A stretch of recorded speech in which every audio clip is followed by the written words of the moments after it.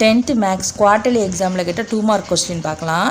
பார்த்திங்கன்னா find the slope of a line joining the points அப்படின்னு கொடுத்து 2 பாயிண்ட்ஸ் கொடுத்துருக்காங்க.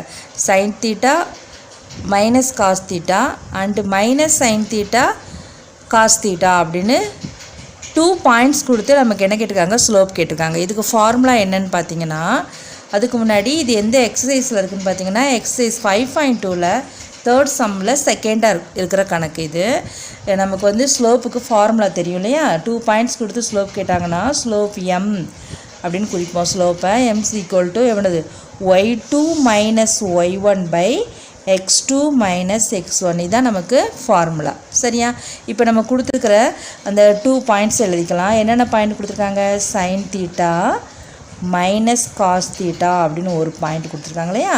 இன்னொன்று என்ன கொடுத்துருக்காங்க, minus sine theta cos theta அப்படின்னு கொடுத்துருக்காங்க. சரியா, இப்போ இதுக்கு நேம் வச்சுக்கணும். இது வந்து x1 y1 அப்படி தான் நம்ம குறிப்போம். இது வந்து x2 y2 அப்படின்னு சொல்லுவோம். சரியா, இப்போ கண்டுபிடிக்கலாமா, y2 minus y1 by x2 minus x1. அதில் இதை சப்ஸ்டியூட் பண்ணணும். அப்போ slope m is equal to y2ங்களை என்ன பண்ணணும், cos theta.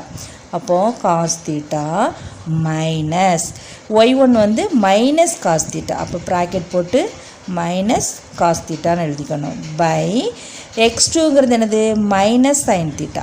Minus sine theta minus இது வந்து நமக்கு என்னது, ஃபார்முலாவில் உள்ள மைனஸ். நமக்கு x1 என்னது, ப்ளஸ் சைன் தீட்டா. நம்ம ப்ராக்கெட் போட்டே எழுதிக்கலாம் ப்ளஸ் சைன் தீட்டா.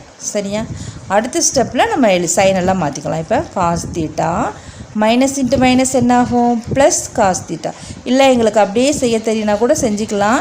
இருந்தாலும் நம்ம இப்படி ஒரு ஸ்டெப் எழுதுறதுனால நமக்கு ஒன்றும் பிரச்சனை இல்லை, நம்ம தப்பு விடாமல் செய்யலாம். சரியா, இப்போ பார்த்திங்கன்னா இது மைனஸ் சைன் தீட்டா, அடுத்து இது ப்ளஸ்ஸு இது மைனஸ். அப்போது மைனஸ் இன்ட்டு ப்ளஸ் என்ன வரும், மைனஸ் சைன் தீட்டா.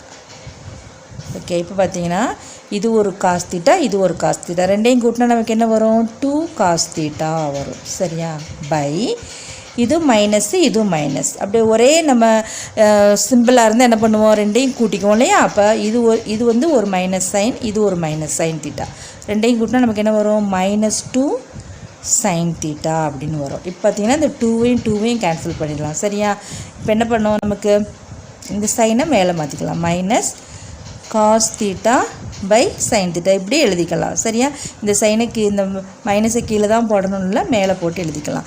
இப்போ பார்த்தீங்கன்னா காஸ் தீட்டா பை சைன் தீட்டானா நமக்கு என்ன வரும், காட் தீட்டா வரும். சரியா, காட் தீட்டா. இங்கே மைனஸ் சைன் இருக்கிறதுனால மைனஸ் காட் தீட்டா. அப்போ ஸ்லோப் எம்ங்கிறது நமக்கு என்னது, மைனஸ் காட் தீட்டா.